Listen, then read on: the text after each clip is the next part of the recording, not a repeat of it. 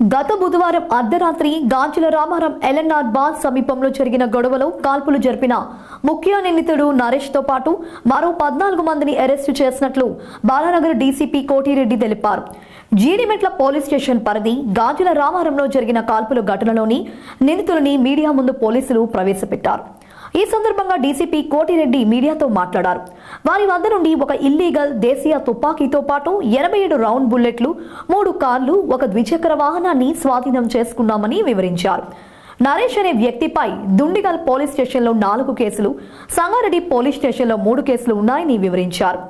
నిందితుడు నరేష్ ని పట్టుకున్న తర్వాత పలు భూ వివాదాల్లో బాధితులను బెదిరించినట్లుగా గుర్తించామని, భయభ్రాంతులకు గురి చేశాడని బాధితుడు పోలీసులకు ఫిర్యాదు చేశారన్నారు.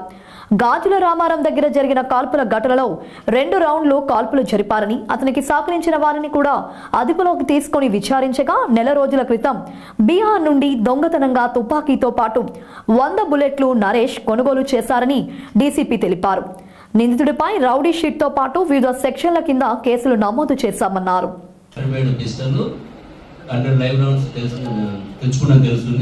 మళ్ళీ కూడా పోలీస్ కస్టడీ తీసుకుంటాం, మళ్ళీ అన్ని కూడా పూర్తి స్థాయిలో సోదాలు చేస్తాం. వీళ్ళ ఇల్లు, వీళ్ళ పక్కన ఉన్నటువంటి బంధువులు, ఫ్రెండ్స్ అందరికీ కూడా మళ్ళీ సోదాలు చేయడం జరుగుతుంది.